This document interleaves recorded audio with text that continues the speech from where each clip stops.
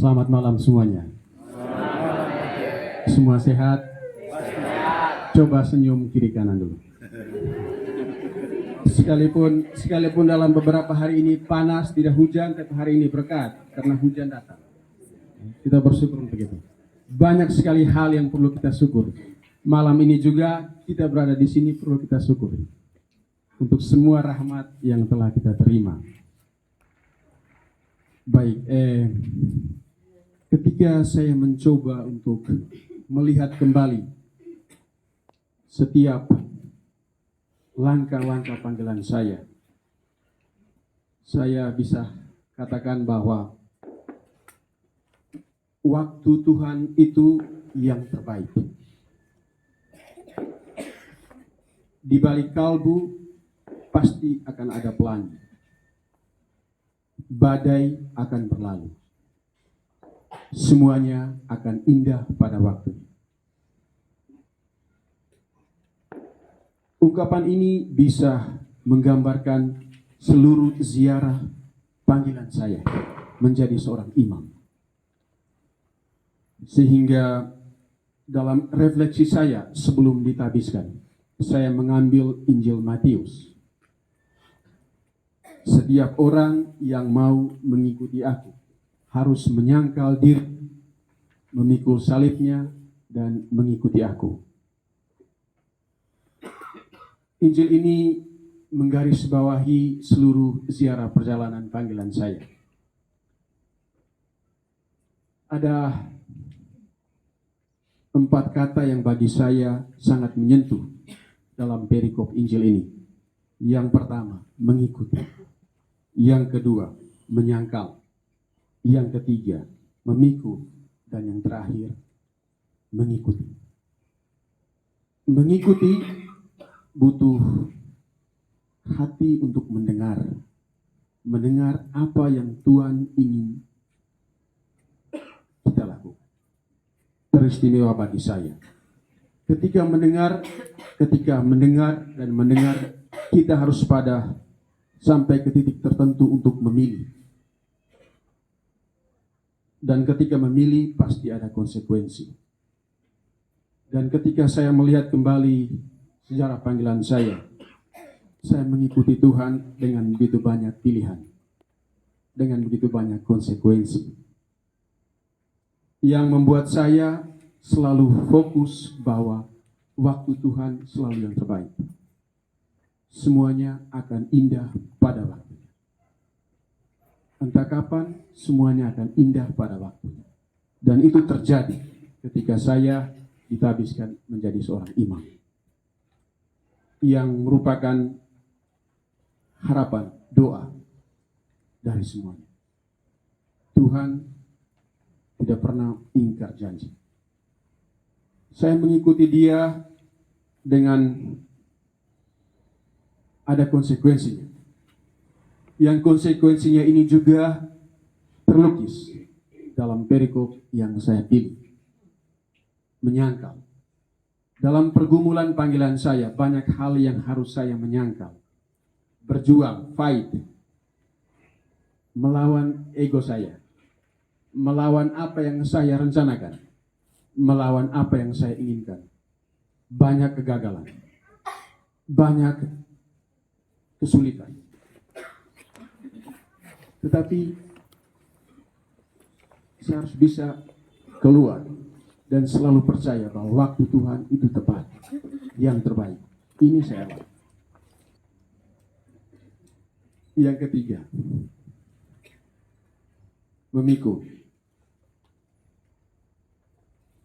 Ketika saya kembali melihat sejarah panggilan saya, banyak sekali salib yang harus saya pikul.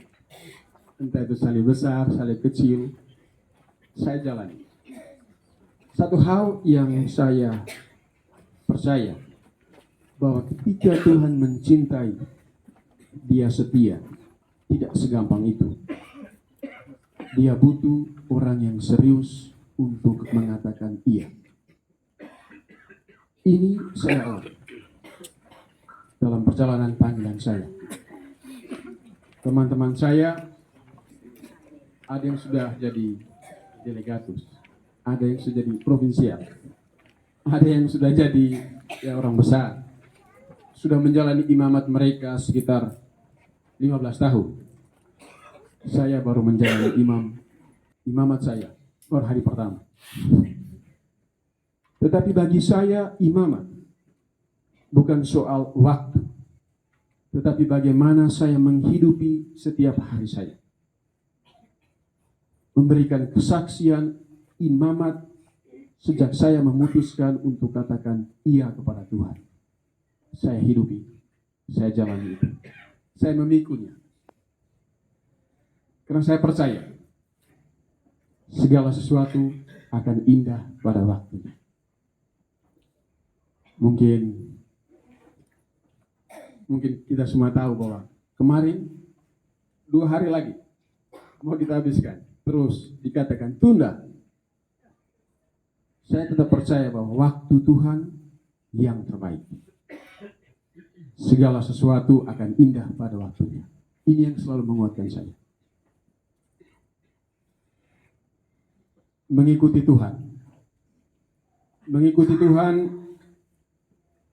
ini juga menjadi harapan, impian bahwa saya tidak bisa berjalan sendirian.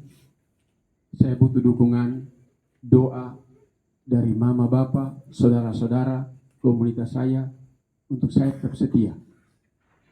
Karena untuk memikul salib Tuhan, menyangkal ini pekerjaan yang berat. Untuk mengikuti Tuhan sampai akhir, khususnya saat sekarang, susah. Karena itu, saya butuh doa. Tapi saya percaya bahwa ketika mengikuti Tuhan, sekalipun begitu banyak tantangan, Tuhan akan memberikan yang terbaik. Dari Injil ini, Petrus, dia harus berkorban sebelum dia menjadi santo. Dia menjadi martir, dia dibunuh. Saya pun juga ingin memberikan hidup saya dalam imamat yang saya serahkan kepada gereja, juga kepada Ordo, untuk melayani anak-anak dan kaum muda. Satu hal yang boleh saya katakan sungguh menguatkan saya ketika saya berada pada titik yang paling rendah, yang saya bertanya bahwa adakah Tuhan dalam jalan panggilan saya.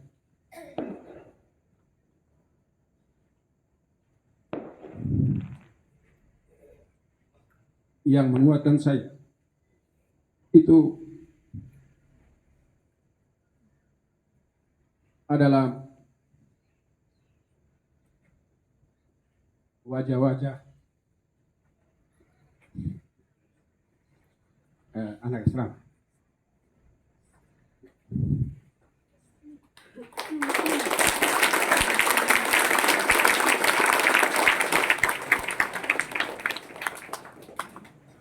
Jadi ketika saya memutuskan untuk kembali, saya sangat tersentuh oleh Tuhan ketika dengan ketulusan mereka menjemput saya, merangkul dan bilang profesi. Mereka tidak panggil diakon pada saat itu. Ada yang langsung panggil pater. Bagi saya, Tuhan hadir. Tuhan menguatkan. Tuhan ingin saya mengikuti dia lewat wajah-wajah yang mereka tunjukkan kepada saya. Dan ini juga menjadi panggilan saya menjadi seorang skolapius, memberikan hidup saya untuk mereka, membantu mereka untuk bisa mencapai apa yang mereka impikan, yang terbaik dalam hidup mereka. Jadi anak-anak asrama, you are the best. Kalian adalah yang terbaik. Saudara-saudari yang dikasih dalam Tuhan, dalam perayaan Ekaristi ini, marilah kita berdoa mohon rahmat kebijaksanaan dari Tuhan. Kita saling mendoakan, khususnya mendoakan saya yang masih harus berjalan terus, supaya saya terus setia untuk bisa memikul, menyangka, dan mengikuti Tuhan sampai akhir hayat. Berjubah tetapi tidak berubah. Berjubah untuk selamanya. Untuk bisa memuliakan Tuhan, memuji kemuliaan Tuhan lewat anak-anak yang dipercayakan untuk saya layani. Semoga.